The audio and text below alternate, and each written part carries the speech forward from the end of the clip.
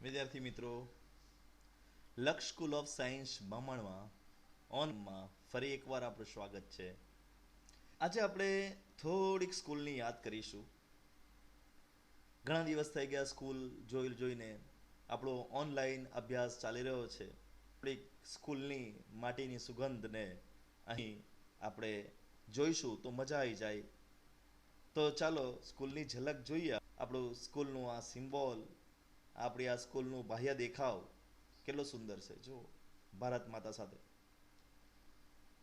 આ આપણું એન્ટરન્સ. અહીંથી તમે અંદર સ્કૂલમાં વારંવાર જાઓ છો અને યાદ આવતી હશે બધી. કેટલું સુંદર અહીં લાગી રહ્યું છે.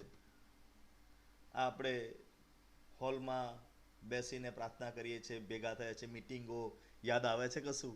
હાલના શબ્દો નિલેશભાઈ આપણા વાતો બધી તો બધું મિસ કરી રહ્યા છે. તો થોડુંક આજે આપણે એને દિલથી યાદ કરી લઈએ એવી ઈચ્છા થઈ. જાતની એક્ટિવિટીઓ આપણે કરીએ છીએ. આ બધું ખૂબ જ યાદ આવતું હશે. પ્રવાસો હવે તો આ વર્ષે ભૂલી જવાનું છે. આ બધું રમતો સ્કૂલને આ રીતે આપણે યાદ કરીએ અને પછી ભણીએ તો મજા આવશે. જય હિન્દ વાલે મિત્રો, પ્રિય વિદ્યાર્થીઓ અને માનનીય પેરેન્ટ્સ. તમે જાણો જ છો, આ મહામારી દરમિયાન બધાની જ નાણાકીય સ્થિતિ સારી નથી. છતાં લક્ષ સ્કૂલ ઓફ સાયન્સે ઘણી ધીરજ ધરી ઓનલાઈન ટીચિંગ ચાલુ રાખ્યું છે. આમ લક્ષ સ્કૂલ પોતાની ફરજ ચૂકી નથી, તો આપણે આપણી ફરજ ચૂકવીશી જ ને. તો વિદ્યાર્થી મિત્રો, વાલીગણ, જે વિદ્યાર્થીની કયા વર્ષની ફી બાકી છે એ ભરી દેવા અમારી નમ્ર વિનંતી છે. પ્રિય વિદ્યાર્થી મિત્રો અને માનનીય પેરેન્ટ્સ, આપણે ઓનલાઈન ટીચિંગ ચાલુ જ નથી રાખ્યું, પણ અન્ય કરતાં આપણે ઘણું સારું કાર્ય પણ કર્યું છે. હવે ઓનલાઈન ટીચિંગ લગભગ 5 મહિના થવા આવ્યા, તો ચાલુ સત્રની ત્રિમાસિક કે 6 માસિક ફી તો ભરાવી જ જોઈએ. હજુ આપણે ઘણું કાર્ય આગળ કરવાનું છે. માટે શિક્ષકો અને સંસ્થાનો જુસ્સો જળવાયેલો રહે. જો ફી ભરાશે તો એ પર આધારિત શિક્ષક પરિવારના ઘર પણ ચાલશે. આ મહામારી દરમિયાન આપણે એકબીજાનો સહકાર બનીએ. જય હિન્દ વિદ્યાર્થી મિત્રો અને વાલી મિત્રો.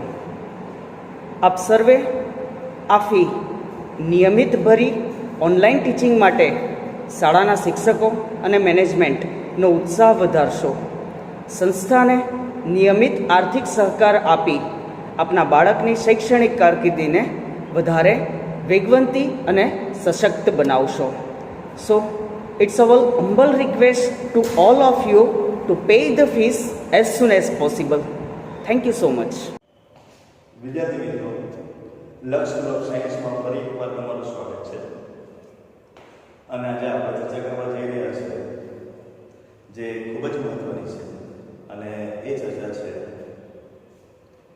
પોટેશિયમ પરમેંગેનેટની રાસાયણિક પ્રક્રિયા. ડિયર સ્ટુડન્ટ્સ, પોટેશિયમ પરમેંગેનેટ વિશે આપણે જાણ્યું, ગયા એમાં બનાવટ જોઈ, તેના ભૌતિક ગુણધર્મો જોયા, તેના બંધારણ જોયા. હવે આજે આપણે આની અંદર એક નવું જોવા જઈ રહ્યા છીએ, અને એ નવી વાત છે આપણા પાસે, જે રાસાયણિક. મેં તમને એનું ઇન્ટ્રોડક્શન આપ્યું કે પોટેશિયમ પરમેંગેનેટ 2 પ્રકારની રાસાયણિક પ્રક્રિયાઓ કરે છે. તો કયા કયા 2 પ્રકાર છે પોટેશિયમ પરમેંગેનેટના રાસાયણિક પ્રક્રિયાઓ કરવા માટેના, એ વિશે હવે આપણે પહેલા ચર્ચા કરીએ. તો આપણે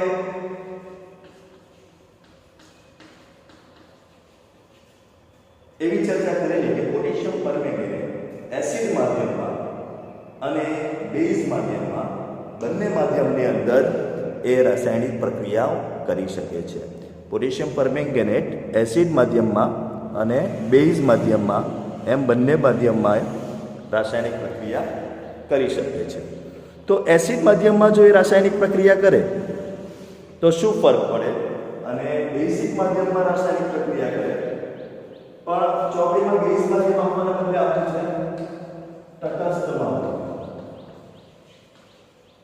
તો આમ એની બે પ્રકારની રાસાયણિક પ્રક્રિયા જોવાની છે, એસિડિક માધ્યમમાં અને બેઝિક માધ્યમમાં. ડિયર સ્ટુડન્ટ્સ, એસિડિક માધ્યમમાં MnO4 માઈનસ Mn+2 માં ફેરવાય છે અને તટસ્થ માધ્યમમાં MnO4 માઈનસ એ MnO2 માં ફેરવાય છે. અહીં -2 4 ના 8 માંથી 2 ગયા તો 7, તો અહીંયા પણ 7, એનો ઓક્સિડેશન આંક 7 છે. 7 થી ઘટીને અહીંયા +2 થાય છે. અહીંથી 7 થી ઘટીને 2 × 4 +4 થાય છે. તો એકમાં 7 નો ઘટાડો નોંધાવે છે, બીજામાં 5 નો. એટલે MnO4 minus plus 5 electron, that's give Mn+2. 5 ઇલેક્ટ્રોનની હેરાફેરી થાય છે. અહીંયા MnO4 માઈનસ 7/4 ગયા તો plus 3 electron, that's give Mn2. તો આપણા પાસે પહેલા આ સ્ટેપ છે. હવે તમે જોઈ શકો છો કે 4 ઓક્સિજન છે, એટલે 4 પાણીના અણુઓ મૂકી દીધા.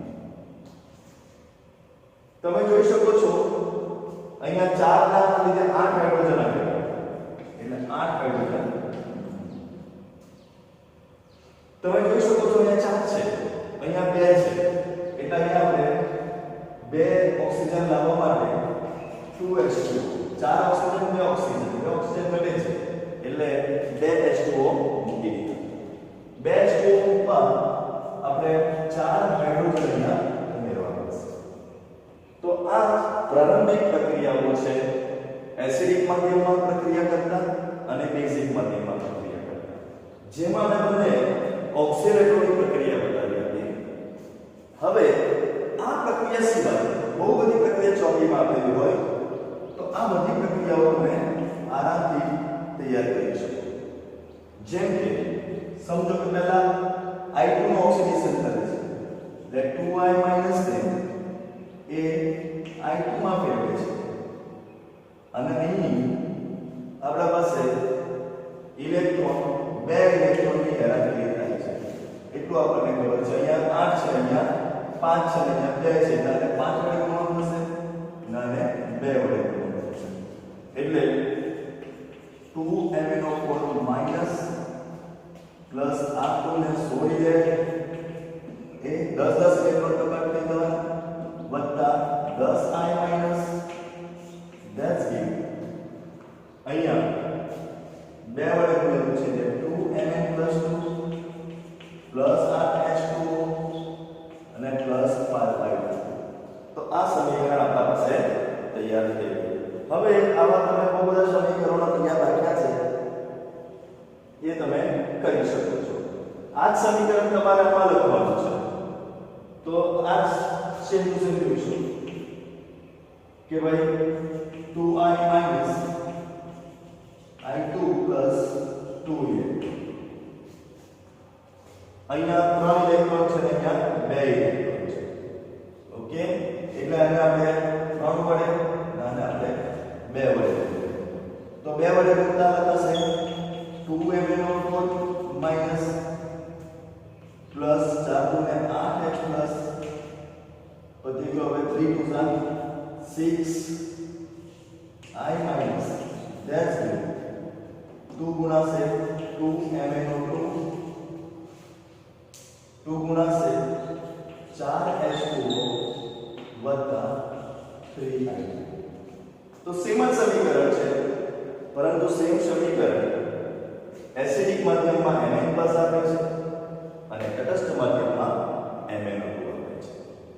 તો તમારે કઈ પ્રક્રિયા જરૂર છે કરવાની, જો તમે તટસ્થ માધ્યમ રાખ્યું હશે તો તમારા પાસે MnO2 મળશે અને સમીકરણ જોઈ લો બેલેન્સ છે 2Mn, 4 તો 8 ઓક્સિજન, 4 તો અને 8 ઓક્સિજન, 2 તો 4 અને 4 8 ઓક્સિજન, 8 હાઇડ્રોજન 8 હાઇડ્રોજન, 6 આવે 6 અહીંયા પણ જોયું 2 ને 2 4 તો 8 ઓક્સિજન 8 ઓક્સિજન 10 આવે 10 આવે 16 હાઇડ્રોજન 16 હાઇડ્રોજન વિદ્યુત ભાર -2 + 16 એટલે 14 માંથી 10 ગયા તો 4 2 ને 4 અહીંયા જોઈએ -2 -8 0 આ બાજુ પણ 0 એટલે હવે તમે કોઈ પણ પ્રક્રિયા આની સાથે લેતા જાઓ અને મૂકતા જાઓ.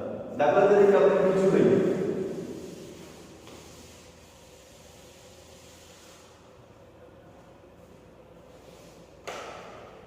બીજી આપણા પાસે બહુ બધી ફેમસ પ્રક્રિયા છે જેની અંદર ચોપડીમાં બહુ બધી આપી છે તો નામ લઈ જશે Fe લઈએ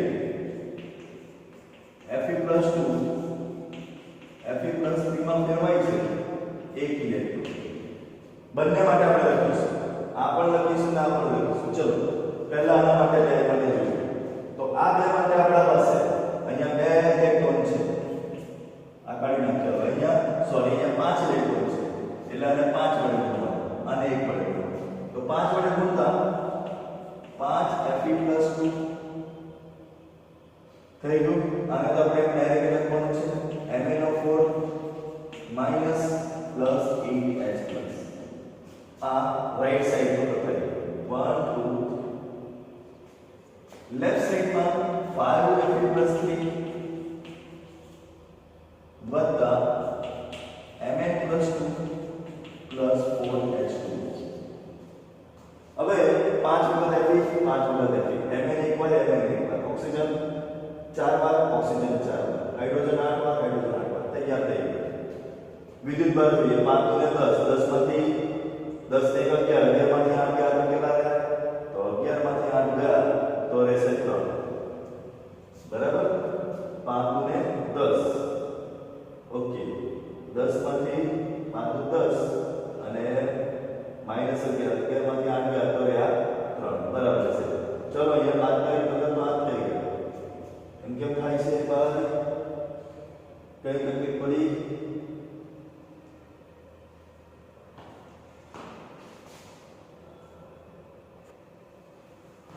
ગણતરી કરતા નહીં આવડતી 5 ને 10 પ્લસ છે 10 ને 8 18 18 માંથી 11 17 5 તારીખ 15 15 ને 17 એટલે કોઈ ફરક પડ્યો નથી સરખું છે. તો એસિડિક માધ્યમની પ્રક્રિયા છે. હવે બેઝિક માધ્યમમાં લાવવા માટે આપણે કેટલા વડે ગુણવું પડશે 1 ના બદલે 3 તો થઈ જશે 3Fe+2 પછી MnO4 minus plus 4H plus આના સાથેની લેફ્ટ પ્રક્રિયા. હવે રાઈટ પ્રક્રિયા તો રાઈટ પ્રક્રિયામાં અહીંયા 3Fe+3 વત્તા આમાં કઈ નથી હવે અહીંયા શું ચાલતા થશે MnO2 પ્લસ 2H આ રાઈટ સાઈડની પ્રક્રિયા તો 3Fe પ્લસ 3 ને 6 6 ને 4 10 10 માંથી 11 3 તારીખ બેલેન્સ છે બાકી બધું બેલેન્સ છે. તો આવી રીતે ચોપડી ખોલો ચોપડીમાં જો કઈ કઈ એસિડિક પ્રક્રિયા આપેલી છે અને કઈ કઈ તટસ્થ માધ્યમ આપેલી છે આના સાથે પ્રક્રિયાઓ કમ્બાઈન કરીને લખી નાખો બધી આવડી જશે. તો આ છે આપણા પાસે KMnO2 ની પ્રક્રિયા. તો KMnO2 નો ટોપિક વધ્યા પછી આપણા પાસે આવે છે આંતર સંક્રાંતિ ધાતુ.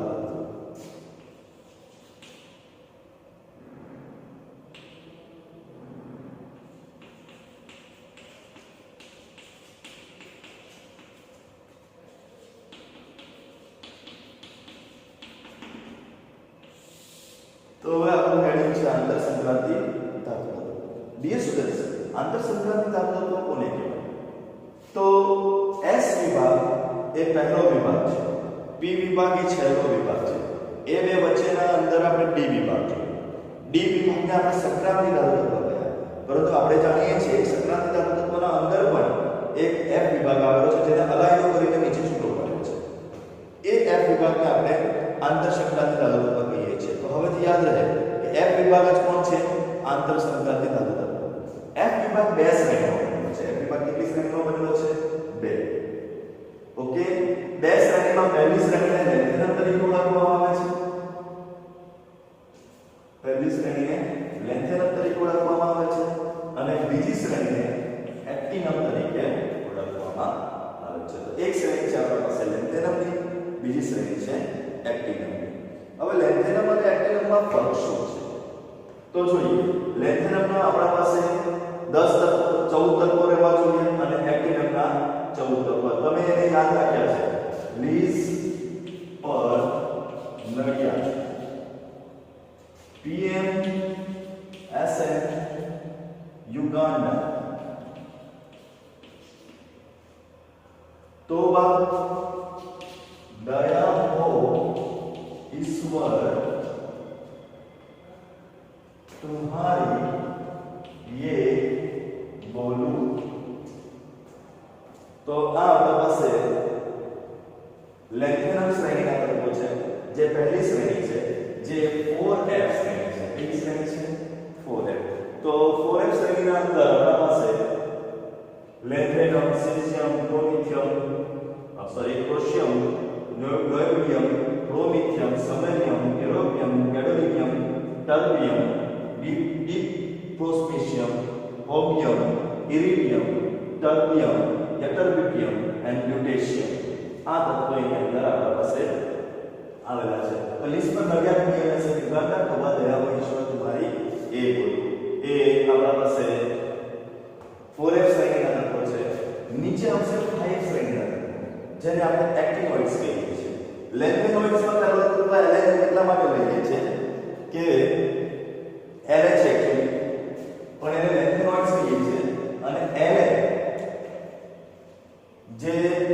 જેનું બધું જ ગુણ બધા જ ગુણધર્મો કોના જેવા છે? એફ વિભાગ જેવા છે. એટલા માટે એને એમાં મૂકવામાં આવે છે. અહીંયા આપણે એક્ટિનોઇડ્સ લખ્યું છે અને એક્ટિનોઇડ્સનો પહેલો તત્વ છે એસી. અને એક્ટિનોઇડ્સને તમે કેવી રીતે યાદ રાખો છો? એસી થી પાવર યુ ના પૂછો. ઓકે, એસી થી પાવર યુ ના પૂછો. પછી આવે છે એમ સીએન ની બીકે કાફેસ પામમાં મોદીનો લા. So this is the આપણા પાસે આંતરસંબંધ કરવાની 5 શ્રેણી છે. એસીટી પાવર યુના પૂછો, એમ શ્રેણી બીકે કાફેશ પામમાં મોદીનો લા. ઓકે, તો આ તત્વો છે આપણા પાસે એક્ટિનિયમ, થોરિયમ, then પ્રોએક્ટિનિયમ, યુરેનિયમ, નેપ્ચ્યુનિયમ, પ્લુટોનિયમ, અમેરિકમિયમ, કોરિયમ, બેક્ટેરિયમ, કેલિફોર્નિયમ, આઇન્સ્ટાઇનિયમ, ફર્મિયમ, મેન્ડેલિયમ, નોબેલિયમ અને લોરેન્શિયમ. આ આપણા પાસે તત્વો છે. તો આ આપણા પાસે આંતરશકારક તત્વો છે, જેમાં 4f શ્રેણી છે અને 5f શ્રેણી છે. આ 4f શ્રેણીના તત્વોને આપણે પહેલું તત્વ લેન્થેનમ, જો કે બી વિભાગનું તત્વ છે, પરંતુ એ તત્વ જેવી જ કોની સમાન ગુણધર્મો કોના જેવા છે? આના જેવા રીતે અહીંયા મૂકવામાં આવ્યું છે અને એને આપણે લેન્થેનોઇડ્સ તરીકે ઓળખીએ છીએ. બીજી શ્રેણી 5f શ્રેણીને આપણે એક્ટિનોઇડ્સ તરીકે ઓળખીએ છીએ. આની ઇલેક્ટ્રોનિક રચનામાં 6s સામાન્ય છે, બરાબર? પરંતુ એવું માનવામાં આવે છે કે કોઈ વાર 5d આવે છે અને કોઈ વાર 5d નથી આવતું. તો 0 થી 1 આ છે. અને 4f ની અંદર 1 થી 14 સુધીના એની ઓક્સિડેશન અવસ્થાઓ ઇલેક્ટ્રોનિક રચના જોવા મળે છે. અને અહીંથી બે ઇલેક્ટ્રોન, અહીંથી એક, અહીંયાથી એક, આમ 3 ઇલેક્ટ્રોન નીકળતા હોવાથી લેન્થેનોઇડ શ્રેણીની સામાન્ય ઓક્સિડેશન અવસ્થા +3 છે. તો એ પણ યાદ રહે કે લેન્થેનોઇડ શ્રેણીની ઓક્સિડેશન અવસ્થા +3 છે. હવે વાત કરીએ આપણે તો આ શ્રેણીની અંદર આપણા પાસે 5f શ્રેણી છે, 7s2 સામાન્ય છે. આમાં પ્રોગ્રામ છે 6d 0 to 2 સુધી પહોંચે છે. આ પણ 7s પણ 1 to 2 સુધી રહે છે અને 5 5F 1 to 14 સુધી ભરાયેલી હોય છે. તો આ સામાન્ય અવસ્થા છે એક્ટિનોઇડ શ્રેણીની આ રીતની કે 7s 1 to 2 60 0 to 2 5F 1 to 14. તો આ તમારે સામાન્ય અવસ્થા યાદ રાખવાની છે. એનો ઓક્સિડેશન અને વેરિએશન પણ છે. +3 થી લઈને +2 પણ છે. +2 +3 થી લઈને +5 સુધીની ઓક્સિડેશન અવસ્થા આ લોકો ધરાવે છે. ઓકે, તો આ આપણે સૌથી પહેલા ચર્ચા કરીએ છીએ. હવે જે ચર્ચા વારે થાય છે એ ચર્ચાને આપણે હવે જોઈશું. તો આ આપણે સામાન્ય વાત કરીએ આંતરસંક્રાંતિ ધાતુની. હવે આંતરસંક્રાંતિ ધાતુની મહત્વની વાત આવે છે તેના ભૌતિક ગુણધર્મો. તો ચાલો પહેલા ભૌતિક ગુણધર્મો વિશે ચર્ચા કરીએ.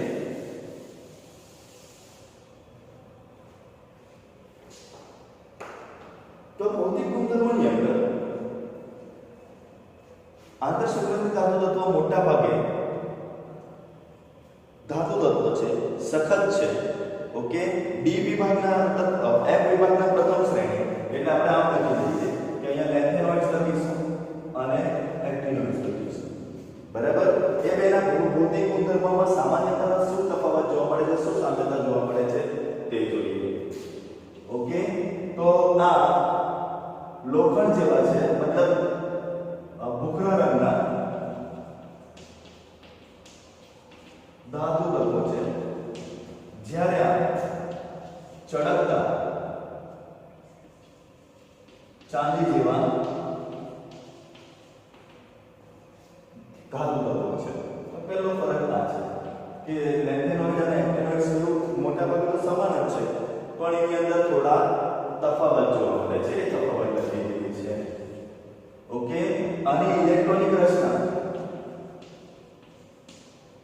ઓકે તફાવત જાતો નથી એટલે મતલબ પ્રમાણસર છે. ઇલેક્ટ્રોન રચના પ્રમાણસર છે.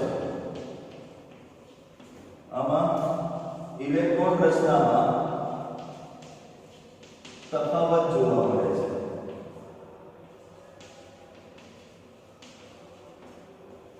ત્રીજો પોઈન્ટ એની અંદર આપણા પાસે છે કે ચોક્કસ ઓક્સિડેશન અવસ્થા છે અને ઓક્સિડેશન +3 છે. ઓકે, આની અંદર ઓક્સિડેશન +3 +4 +5 સુધીના છે, +2 પણ છે. ઓકે, તો આ તમારે ધ્યાનમાં રાખવાનું છે. ઓકે,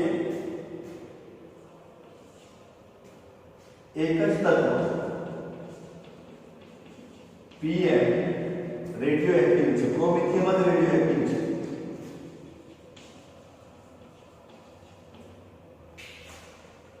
બધા જ તત્વો રેડિયો એક્ટિવ છે. તો આ છે આપણા પાસે બેઝિક તફાવત છે કોનો Ln અને AC. તો ભૂખરા રંગની ધાતુમય ઘન પદાર્થ છે, ચળકતા ચાંદી જેવા ધાતુ ઘન પદાર્થ છે, ઇલેક્ટ્રોન રચના પ્રમાણસર છે, ઇલેક્ટ્રોન રચનામાં તફાવત જોવા મળે છે, ઓક્સિડેશન આંક મુખ્ય +3 છે અને ઓક્સિડેશન આંક +3 +4 +2 +5 જેટલો હોઈ શકે છે. એક જ તત્વ PM રેડિયો એક્ટિવ છે, બધા જ તત્વો રેડિયો એક્ટિવ છે. તો આ માહિતી આપણે યાદ રાખવાની છે લેન્થેનોઇડ અને એક્ટિનોઇડ્સ માટે. તો લેન્થેનોઇડ્સ અને એક્ટિનોઇડ્સ ની આ માહિતી પછી આગળ વધીએ તો આગળ ચર્ચા કરવાની છે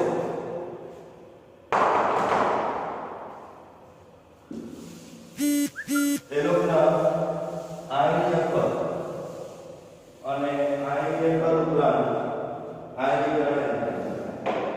તો આયનીકરણ એન્થાલ્પી ખૂબ જ ઊંચી હોય છે આ બધા તત્વોની, અને આયનીકરણ એન્થાલ્પી ઊંચી હોય તો તેની રાસાયણિક પ્રક્રિયાઓ પણ ઓછી થઈ જાય. તો ખૂબ જ ઓછી રાસાયણિક પ્રક્રિયાઓ કરે છે. પણ આપણે તે પહેલા લેન્થેનોઇડ સંકોચન જોવાનું છે. આ બહુ મહત્વનો પ્રશ્ન છે, વારંવાર પૂછાય છે. લેન્થેનોઇડ સંકોચન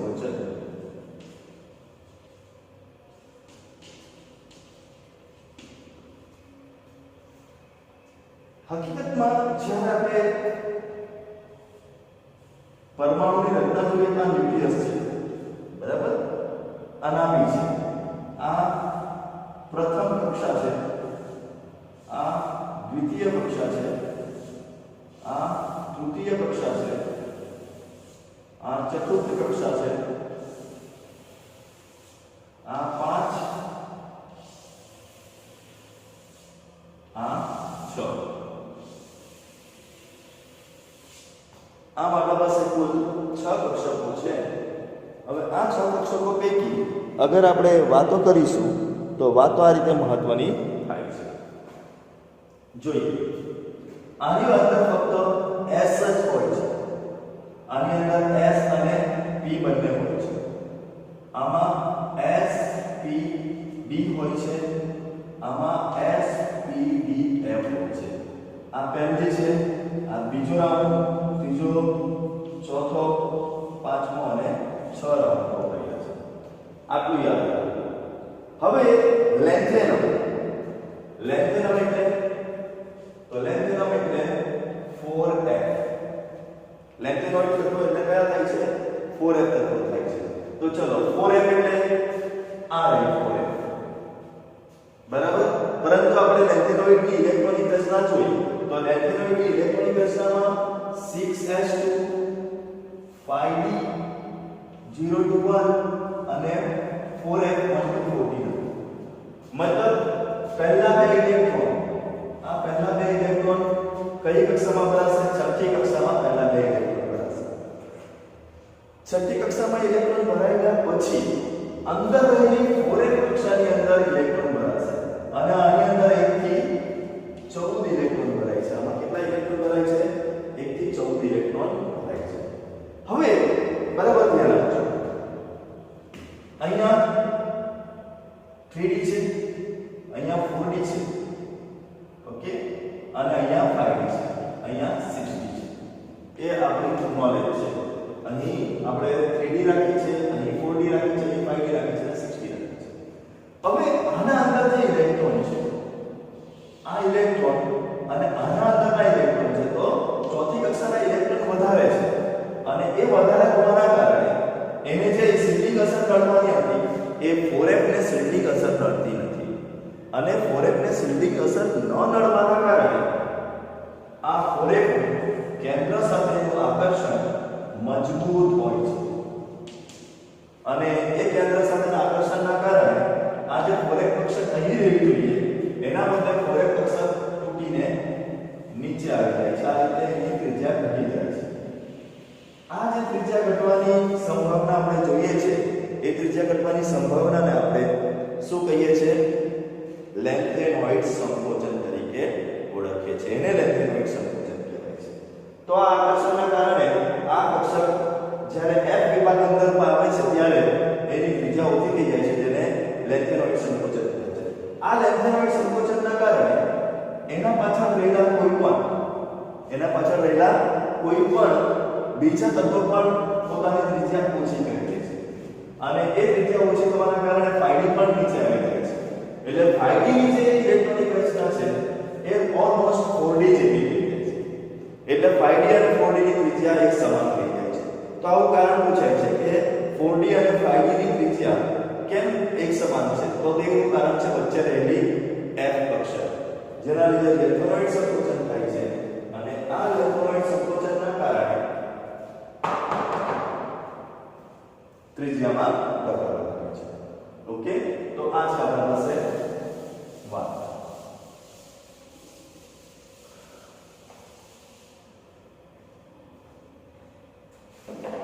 હવે રાસાયણિક પ્રક્રિયા. તો રાસાયણિક પ્રક્રિયા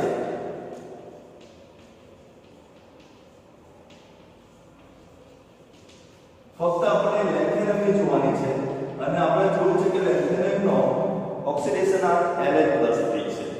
એટલે ચોપડીમાં તમને આ રાસાયણિક પ્રક્રિયા અલગ રીતે આપી છે. એક ચિત્ર દોરી દીધું છે. લેન્થેનોઇડ +3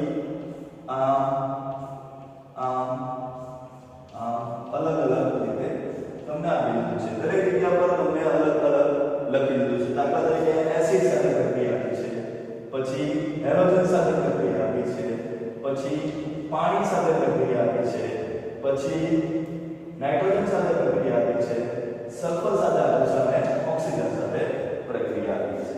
તો આવી રીતે તમને ચોપડીમાં આલેખ બતાવ્યો છે, પણ આ પ્રક્રિયા આપણે અહીંયા જુદી રીતે લઈશું. બરાબર? તો વધારે પહેલા એસિડની પ્રક્રિયા, લેન્થેનમની પ્રક્રિયા એસિડ સાથે. તો એસિડ સાથે પ્રક્રિયા કરતા એ એસિડ તેના LX પ્રકારના સોલ્ટ બનાવે છે અને હાઇડ્રોજન વાયુ ઉત્પન્ન કરે છે.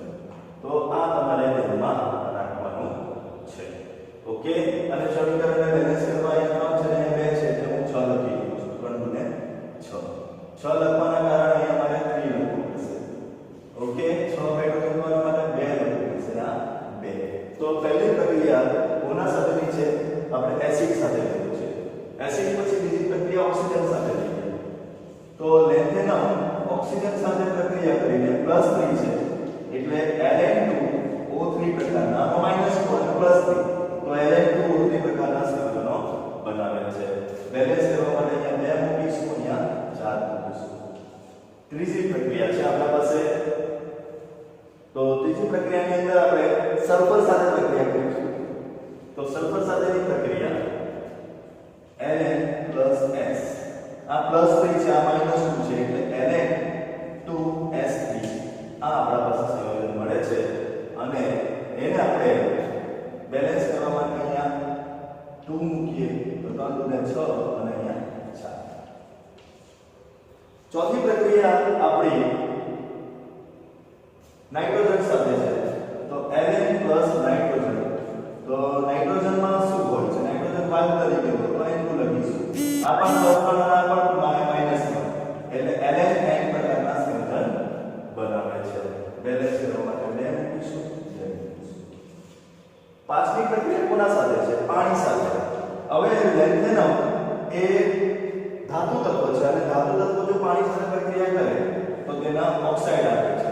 તો આ હાઇડ્રોક્સાઇડ તમને મળે છે. હવે અહીં લિથિયમ હાઇડ્રોક્સાઇડ એટલે કે એ બેઝ છે એટલે તમારા મનમાં પ્રશ્ન થવો જોઈએ કે કયું સર બેઝ વધારે પ્રબળ હશે? લેન્થેનમ હાઇડ્રોક્સાઇડ, પછી આપણા પાસે પી વિભાગના તત્વોમાં આવશે એલ્યુમિનિયમ હાઇડ્રોક્સાઇડ, કેલ્શિયમ હાઇડ્રોક્સાઇડ કે NaOH. તો આ બધા પ્રકારના આ બે S વિભાગના છે, આ P વિભાગના છે અને આ D વિભાગના હાઇડ્રોક્સાઇડ છે. તો ડિયર સ્ટુડન્ટ્સ એવું જાણવા મળ્યું છે કે D વિભાગના જે હાઇડ્રોક્સાઇડ છે બરાબર એ વધારે પ્રબળ બેઝ છે. બરાબર? F વિભાગ, કયા વિભાગના? F વિભાગ. તો સૌથી વધારે બેઝ કોણ છે? NaOH. બીજા નંબર પર D વિભાગ, ત્રીજા નંબર પર S વિભાગ અને છેલ્લા નંબર પર P વિભાગ. તો આ છે આપણા પાસે રાસાયણિક પ્રક્રિયાઓ. એક રાસાયણિક પ્રક્રિયા બાકી રહી ગઈ છે કાર્બન સાથેની. તો lanthanum plus carbon that's give Ln2C અને એ લેન્થેનોઇડ કાર્બાઇડ છે જે પણ ખૂબ જ ઉપયોગી છે. તો આ છે આપણા પાસે આંતરસંક્રાંતિ ધાતુ તત્વો અને આ સાથે આપણે આંતરસંક્રાંતિ ધાતુ તત્વોના ટોપિક્સ અહીં પૂરા કરીએ છીએ. આંતરસંક્રાંતિ ધાતુમાં આટલા ટોપિક્સ છે. હવે આંતરસંક્રાંતિ ધાતુ તત્વોના ઉપયોગો. ઓકે, તો આંતરસંક્રાંતિ ધાતુના ઉપયોગમાં સૌથી પહેલો ઉપયોગ થાય છે એ લોકોનો રંગ ઉદ્યોગમાં. રંગ રસાયણ ઉદ્યોગની અંદર એ વધારે મહત્વના રીતે કામ કરે છે. બરાબર? પછી બીજો ઉપયોગ છે લાઇટરની બનાવટ.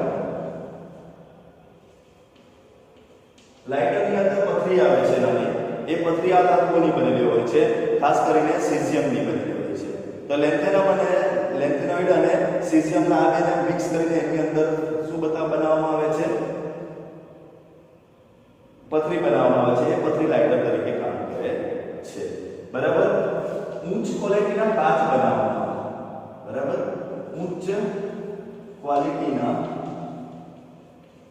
કાચ બનાવવામાં એનો ઉપયોગ થાય છે. ઊંચા રેફ્રેક્ટિવ ઇન્ડેક્સ જેનો વક્રી પૂર્ણાંક ઊંચો હોય અને બુલેટ પ્રૂફ હોય એવા પ્રકારના કાચો બનાવવા માટે આ ઉપયોગી છે. કેટલાક ઉપયોગી પ્રયોગશાળામાં રિએજન્ટ તરીકે પણ ઉપયોગ કાર્ય કરે છે અને કેટલાકનું ઉત્પાદન ઉર્જા મેળવવા માટે થાય છે. તો આ એના ઉપયોગ છે. તો આશા રાખું છું કે તમને આ વસ્તુ સમજ પડી. આવતીકાલે આપણે આ લેસનને પૂર્ણ કરીશું અને પરમ દિવસથી આપણે સોમવારથી નવું લેસન ચાલુ કરવાનું છે અને એ છે તત્વોનું અલગીકરણ. ઓકે, ત્યાં સુધી મજા કરો. Bye bye.